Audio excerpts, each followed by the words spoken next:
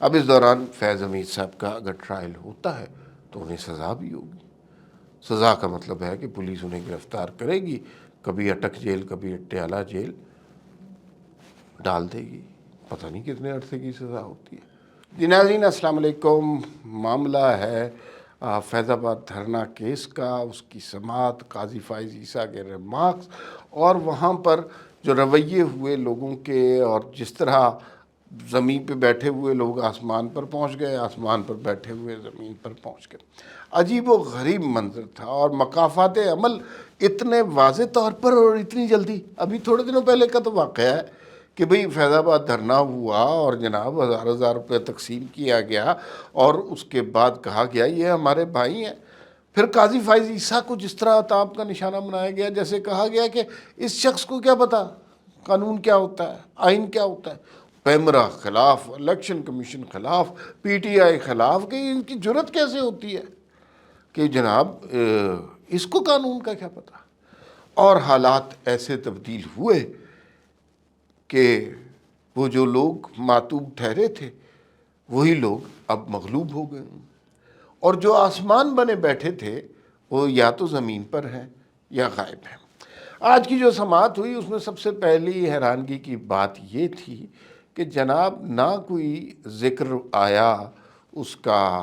سب سے پہلے تو الیکشن کمیشن، پیمرا اور جو ہے باقی جو جتنے لوگ تھے جنہوں نے درخواستیں دی ہوئی تھیں کہ قاضی فائز عیسیٰ کا سماعت غلط ہے اور اس کے خلاف، بالکل انہوں نے کہا ہم واپس لیتے ہیں. قاضی صاحب آپ ٹھیک آدمی ہیں، آپ تو آپ سے زیادہ قانون کوئی نہیں جانتا، ہمیں کیا پتا، آپ کریں فیصلہ.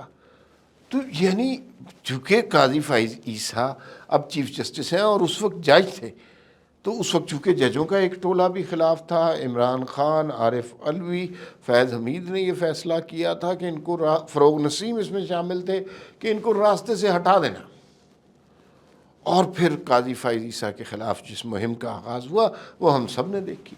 ہم نے دیکھا کہ ان کی بزرگ اہلیہ ہمارے لیے بہت قابل احترام ہے، ہر خاتون قابل احترام ہوتی ہے.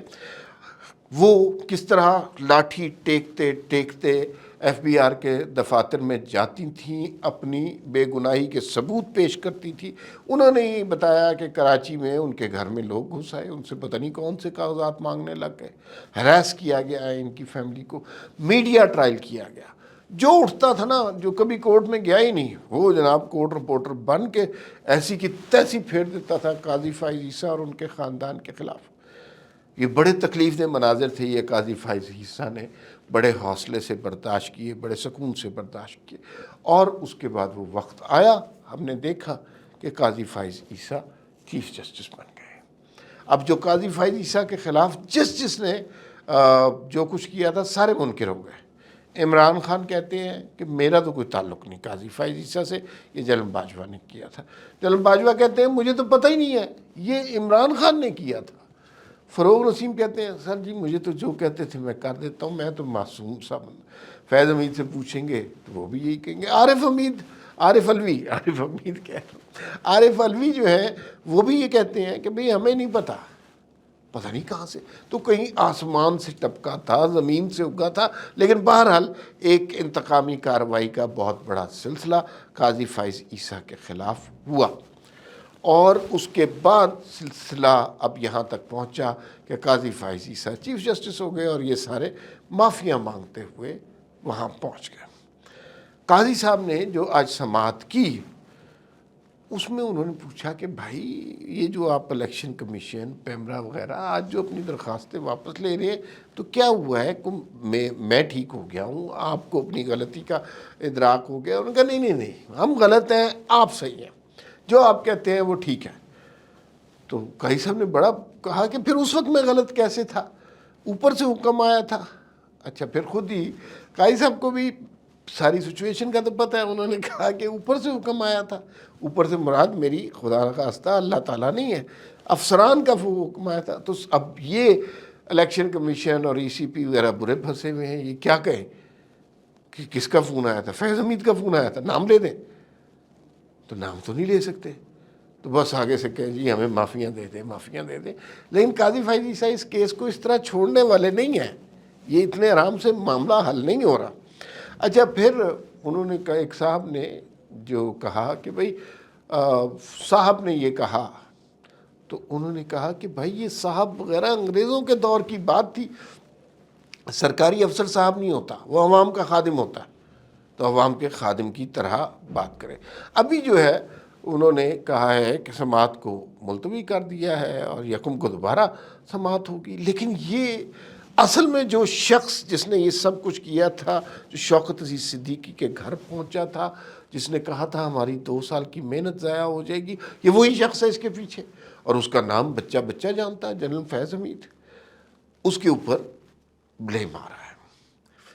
آج تک کبھی ایسا نہیں ہوا کہ ادارے کے ایسے کتنے سینئر بندے کو بلا کر آپ ٹرائل کریں، یہ ہوا ہی نہیں ہے کبھی، یہ ہو ہی نہیں سکتا، لیکن اب یہ ہونے جا رہا ہے۔ پہلی بات تو یہ ہے کہ پہلے تو قاضی صاحب فائز عیسیٰ کو، وہ فیض حمید کو بلانے کی کوشش کریں گے کہ آپ کورٹ میں تو تشریف لائیں نا، اس کے اوپر بھی بڑا مسئلہ ہوگا۔ ظاہر ہے قاضی صاحب 1 دفعہ کہیں گے، 2 دفعہ کہیں گے، 3 دفعہ کہیں گے، نہیں آئیں گے تو پھر بلوایا جائے گا۔ بلوایا کیسے جائے گا؟ پولیس گرفتار کرے گی اور پیش کرے گی۔ تو کیا یہ ہو سکتا ہے کہ سابق ISI چیف کور کمانڈر، پتہ نہیں پشاور، بہاولپور اور چکوال، جرنیلوں کی سرزمین، وہاں سے پولیس جائے، ایسے بندے کو پکڑ کے لے آئے اور حاضر کرے؟ لیکن قاضی فائز عیسیٰ بھی نہیں چھوڑیں، وہ کہیں گے میرے ساتھ چلو، وہ خود چلیں گے۔ تو یہ بڑا آگے کمپلیکیٹڈ ایشو ہوگا۔ تو فیض حمید کو پیش کیا جائے گا۔ اچھا پیش کیا جانا تو ابتدا ہے، اصل میں سزا تو فیض حمید کی بنتی ہے۔ تو کیا سزا ہو جائے گی؟ جو مطلب کوئی نجومی تو یہاں نہیں ہے، لیکن جو قاضی صاحب کے تیور ہیں وہ اس معاملے کو صحیح رخ پر نمٹانا چاہتے ہیں، وہ درست بات کرنا چاہتے ہیں اور اس بات کو لے کے آگے چلنا چاہتے ہیں۔ تو لگتا ہے کہ فیض حمید کو یقیناً سزا ہوگی، اور یہ اگر ہو گیا تو ادارے کے اندر کھلبلی مچ جائے گی کہ یار یہ تو ہم تو لاڈلے تھے، ہم تو سیکرڈ لوگ تھے، ہمیں سزائیں ہونے لگ گئی ہیں۔ اچھا 2 طرح کی چیزیں ہوں گی، ایک تو تسلی پھیلے گی، خوف پھیلے گا، دوسرا یہ ہے اینگر پھیلے گا، وہ یہ کون ہوتے ہیں جو ہمیں سزائیں دینے والے؟ دونوں طرح کی کیفیات ہوں گی۔ اب اس دوران فیض حمید صاحب کا اگر ٹرائل ہوتا ہے تو انہیں سزا بھی ہوگی۔ سزا کا مطلب ہے کہ پولیس انہیں گرفتار کرے گی، کبھی اٹک جیل، کبھی اٹیالہ جیل ڈال دے گی، پتہ نہیں کتنے عرصے کی سزا ہوتی ہے۔ لیکن ایک بات بڑے وثوق سے کی جا سکتی ہے، قاضی فائز عیسیٰ اس پہ فوکس بھی نظر آتے ہیں کہ یہ کیس جو ہے یہ فیصلہ کرے گا کہ اس ملک میں آنے والے زمانے میں سیاست، جمہوریت کیسے ہونی ہے، یہاں پر آئین کی بالادستی رہنی ہے یا ادارے کی بالادستی رہنی ہے، یہاں پر قانون کی حکمرانی رہنی ہے یا کور کمانڈر کی حکمرانی رہنی ہے، یہاں پر ہم نے ووٹ کو عزت دینی ہے یا بوٹ کو عزت دینی ہے، یہاں پر ہم نے سچ بولنا ہے ہر طبقے کے بارے میں، یا پھر صرف سیاستدانوں کو ملائن کرنا ہے مختلف جھوٹے کیسز میں، یہاں پر ہم نے کیمپینز چلا کے لوگوں کی فیملیز کو، ان کی عزت کو، ان کے ناموس کو، ان کے وقار کو تار تار کرنا ہے، یا پھر جو لوگ اس طرح کی شرانگیزی میں ملوث ہوں انہیں بھی کٹہرے میں لانا ہے۔ یہ بڑے فیصلے ہیں۔ اس وقت جو حکمران لوگ ہیں، کہا جاتا ہے بڑے ضدی لوگ ہیں۔ حافظ صاحب کے بارے میں یہ بات کہی جاتی ہے، قاضی فائز عیسیٰ آئین کے معاملے میں کوئی نہیں انہیں روک سکتا، آئین پہ عملداری کے معاملے میں۔ نواز شریف آ رہے ہیں اور نواز شریف سٹرونگ ہو کے آ رہے ہیں، یہ نہ سمجھیں کہ وہ کسی طرح پچھتاوا ہے انہیں یا کوئی ریگریٹ ہے یا کمزور ہو کے، طاقتور ہو کے آ رہے ہیں۔ یہ سارے ضدی لوگ ہیں اور یہ سارے لوگ ویل انٹینشن لوگ ہیں، پاکستان سے محبت کرنے والے لوگ ہیں۔ ہمیں دعا یہی کرنی چاہیے کہ جس طرح ماضی میں ہوا کہ ہم نے دیکھا کہ سازشوں سے اس ملک کی تقدیر کو برباد کیا گیا، اور محلاتی سازشیں گھر کے اندر سے ہوئی ہیں۔ تو اس طرح کی سازشیں نہ ہوں تو آنے والے دنوں میں پاکستان کا مستقبل بہت تابناک نظر آتا ہے۔ نواز شریف صاحب نے ایک بات کی، لوگوں نے اس کو مذاق سمجھا، لیکن یہ بات حقیقت بھی بن سکتی ہے کہ آئندہ G20 جو ہے وہ اس میں ہم بھی شرکت کریں اور وہ پاکستان میں ہی ہو۔ ہمیں اچھے کے لیے دعا کرنی چاہیے۔ فی الوقت اتنا ہی، پھر ملاقات ہوگی۔ اللہ حافظ۔